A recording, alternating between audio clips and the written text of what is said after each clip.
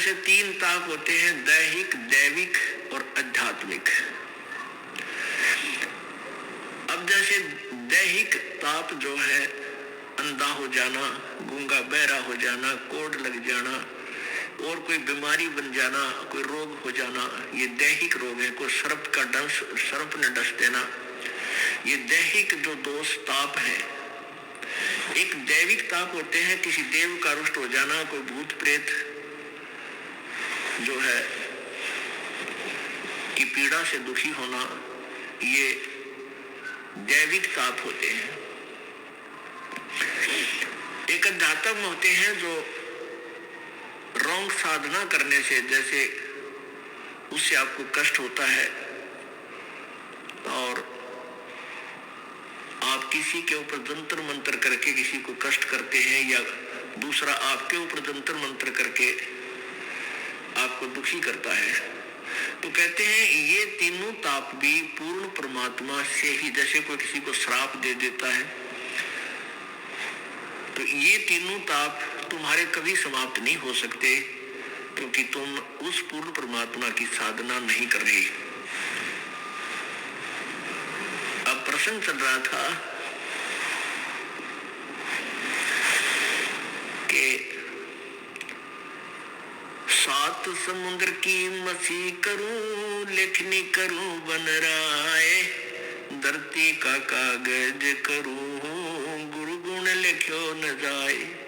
अब एक कुत्ते की योनि में कितना कष्ट, और ऐसी कुत्ते ही की योनि मनवा के जीवन मनवाना आपको कई भोगने पड़ जा। फिर गधे की शरीर में आपको कितना कष्ट, और फिर बैल के शरीर में कितना कष्ट। नर से तीतू पशुआ की जय, गद्दा बैल बनाई, ये 56 भोग कहाँ मन बोरे, कित कुरड़ी चुगने जाई। सिर पर सींग दिए मन बोरे, धूम से मच्छर उड़ावे, कांधे जुआ जोते कुआ, फिर जो का बुस खावे। फिर पीछे तू खर की जगह, कुरड़ी चुगने जावे, टूटी कमर पजावे, चढ़े तेरा कागा मांस गिलावे। अपने आत्माओं, ये बातें जो परमात्मा ने स्वयं आकर के हमें सुनाई है, कही है, ये कोई बालक नहीं थे वो कि वैसे ही कह सुन गए, नहीं। इनके ऊपर आपने बहुत गहराई से सोचना पड़ेगा। क्या बताते हैं कि आदमी जो सत भक्ति नहीं करता तो फिर क्या होगा, सतगुरु नहीं मिलते। नर से तीतू पशुआ की जय, गद्दा बैल दीजय बैल बनाई, और 4 पैर जंगल में डोले, तेरा तो ना पेट भराई। अब हम मनुष्य हैं, और जब भी भूख लगती है खाना खा लेते हैं। बाहर सफर में है, रोक भाई गाड़ी, चाय पीवांगे, चाय बनवा लो, समोसे ला भाई, बर्फी ला, लड्डू ला, खूब खाए, टन होकर चल पड़े। और फिर भूख लगती, प्यास लगती है, समय पर पानी जल बाहर कर लेते हैं, अच्छा फिल्टर पानी पीने लग गया आजकल तो। यानी खूब सुविधा आपको प्राप्त है, क्योंकि आपके पुण्य है। इन पुण्यों को, वर्तमान में प्राप्त पुण्यों को, पूर्व जन्म के जो पुण्य है, इनमें कितना खराब कर, कितना सदुपयोग करते, दुरुपयोग कर, ये तो सारे मिलेंगे तुझे। और यदि भविष्य की तैयारी नहीं की तो ये सुविधाएं तेरी छीन ली जाएंगी। भविष्य की तैयारी कैसी होगी, वो विधि बताई जाती है कि पूर्ण गुरु के बिना कोई भी भक्ति साधन आपका सफल नहीं हो सकता। कोई भी भक्ति सफल नहीं हो सकती। पूर्ण गुरु की तलाश करो, उनके मर्यादा में रहो, आपका जीवन गारंटीड सफल होगा। ये नियम है, मालूम का अवश्य होगा। और ऐसा ना करने से तो क्या कष्ट होगा। नर से तीतू पशुआ की जय, दीजय बैल बनाए, 4 पैर जंगल में डोले, तेरा तो ना पेट भरे। इस दास का जन्म किसान परिवार में हुआ और खूब परिचित हम बहल के जीवन से। अब क्योंकि परमात्मा के रोशनी में दिखाई देने लगा कि वो कितना दुखी हुआ होता है ये प्राणी। अब बैल बन गया, भूख लगी है, मुंह का बोल के नहीं सुना सकता। प्यास लगी है, मुख से बोलकर नहीं बता सकता। एक समय हमारे एक बैल था, हम छोटे से थे। उस बैल के पिछले पैरों के खुरों के बीच में एक कील लगी, एक इतनी लंबा लोहे की कील थी और वो पिछले पैर में घुस गई। सुबह अंधेरे में हाली लेकर गया था खेतों में, तो किसी ने वो कील कंडम समझ के गली में फेंक दी और वो बैल के पैर में चल गई। अब बैल डले पत्थर कंकर लग के वो अंदर घुस गई, कती ऊपर कुछ नहीं दिखे और पैर से बैल लंग करने लगा, लंगड़ाने लगा। तो आली आपस में ये विचार किया करते थे, भी बैल के कभी ऐसे लंग हो जाती है तो क्या बताया करते कि उसको रोकना नहीं चाहिए, बैल को काम लेते रहना चाहिए, क्योंकि उसकी नस पर नस चढ़ गई है और नस पे नस चढ़ जाने से, रोक देने से वो ज्यादा हानि होती है, चलते रहने से वो ठीक हो जाता है। इस दृष्टिकोण से हाली ने सोचा कि इसके नस पे नस चढ़ गई, पैर की नाड़ी पर नाड़ी चढ़ गई और इसको चलाते रहना। शाम तक चलाते रहा, बैल ने ना चारा चरा ना जल पिया और शाम तक पैर सूज गया, सोजन आ गई। शाम ने आके खड़ा हो गया, एक 3 पैरों से चल रहा बेचारा, आते ही बैठ गया, सुबह उठा नहीं, इतनी पीड़ा थी उसको। अब पहले पुराने समय में 40 वर्ष पहले एक ऐसे ही वहां ट्रीटमेंट होया करते गांव में। कोई व्यक्ति बुलाया, उसने कहा कि इसके गुड्डे में बा आ गया घुटने पे, वहां गर्म पट्टी जैसा भी उसकी औषधि थी वह तैयार, उसकी ट्रीटमेंट शुरू कर दिया। अब कीला गिरी पैर में, घुटने खुरों में और ट्रीटमेंट हो रहा घुटने का। अब वो बोल के नहीं बता पा रहा मेरा पीड़ा कहाँ है, और जब वो मनुष्य शरीर में होगा वो खूब आंडी पाक रहा था, अन्यों कहता होगा कि उसने देखा भगवान, देखी जाएगी, फिर देख, फिर के देखेगा, गधा बने पाछे, बैल बने पाछे। अब क्या तू क्या देखेगा, हमने तो अब देखना है जो मनुष्य शरीर है, और संतों की वाणी पे अटल विश्वास करके अपना कल्याण करवा लेंगे तो जान बचेगी।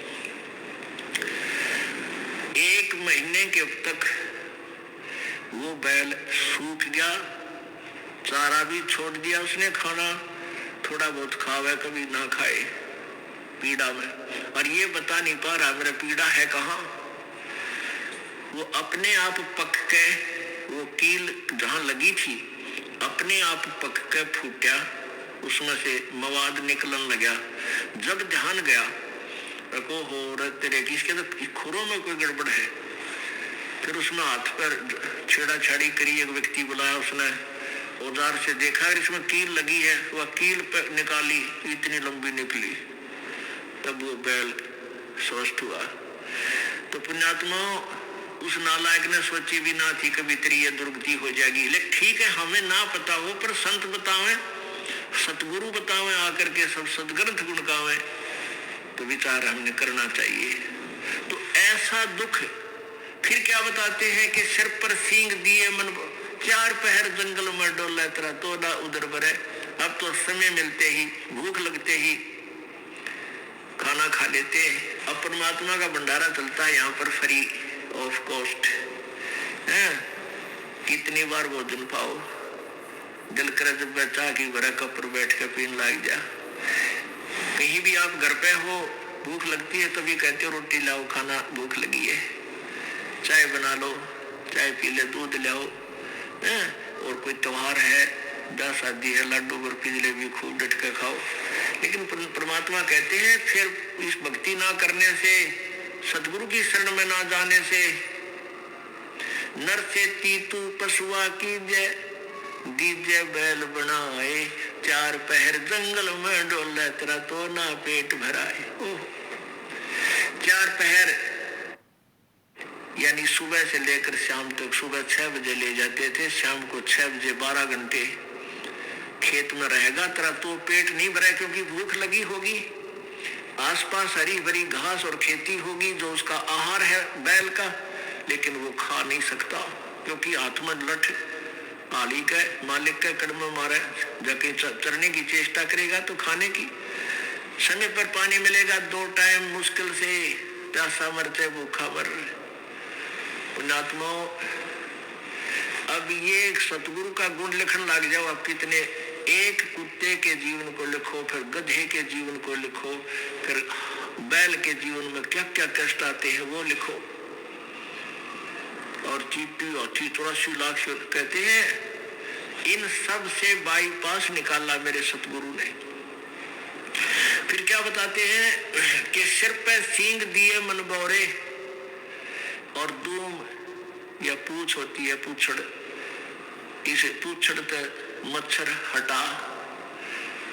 अब जैसे आज वर्तमान में तो बहुत सुविधा होगी, ये ऑल आउट लगा लेते हैं भाई, मच्छरदानी ला ली मच्छरों से बचने के लिए, और गर्मी से बचने के लिए पंखा, कूलर, एसी, पता नहीं कितनी व्यवस्था होगी आज।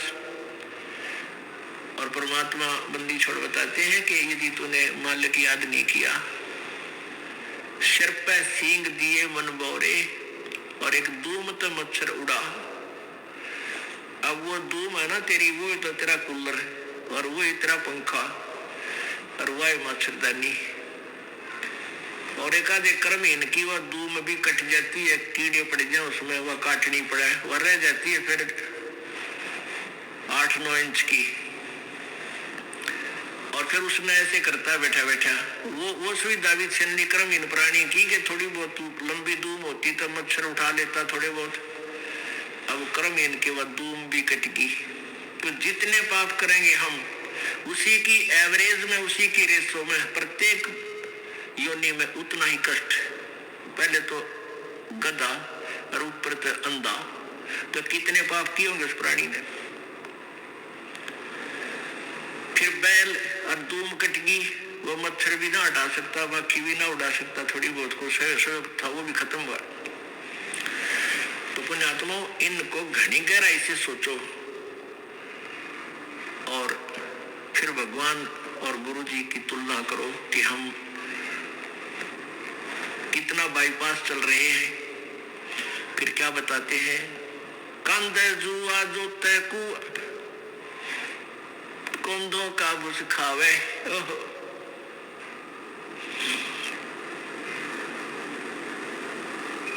कंध है जुआ जो तैकुआ, रेट में जोड़ देते। हरट होता था पहले पुराने समय में सिंचाई का साधन, कुएं में एक चैन सी डालकर उसके बाल्टियां वेल्ड कर देते थे, और एक कुल्लू की तरह उसको घुमाते थे, बैल जोड़ देते थे, और उस पुली घूमती थी, उसमें से जल बाहर निकलता था, बाल्टियां भर के नीचे से आती थी, ऊपर डाल एक ऐसा परनाला सा होता था, उसमें डल जाती नाली में, और वो आगे खेतों में जाता था। तो बैल को सुबह जोड़ देते, शाम तक वो उसका लठ मारते, अपने आप चलता रहता सिंचाई करने के लिए। तो क्या बताते हैं, अब फिर उसको भूख लगती, तो उसमें पुराने समय की बातें हैं, ये गेहूं का चारा नहीं था, जौ या करते जौ, और जौ के भूस में इतने तीखे उनके पत्ते होते हैं, नोकेले से, तुस बोलते हैं उनको, कांटे से, और वो तूड़े में होते थे उस भूस में, और वो बैल खाता था। जौ के भूस को बैल जल्दी से खाएगा नहीं, वो तो जब खाएगा जब उसको ये दिख ले तेरी मृत्यु होगी, भूखा मर गया, तब उसको खाता है, और कट्टे मुंह में चुभते हैं, और ऐसे मुंह करता है धीरे धीरे। हमने खूब देखा ऐसा। तो पुण्यात्माओं, वो दुख उस प्राणी ने कैसे ले लिया, क्योंकि सतगुरु शरण में नहीं गया। मनुष्य जब जीवन था वो भक्ति की को ना। तो ये सारी बातें याद आपको दिला करके आपके हृदय में परमात्मा की भक्ति प्रवेश करने योग्य बनाया जा रहा, ताकि आप दृढ़ता से, और डर के भयबन भक्ति नहीं होती, और भय ज्ञान से होता है। जैसे बच्चे को ज्ञान हुआ सर्प का, तो फिर वो डरने लगा, उससे जान बचा ली।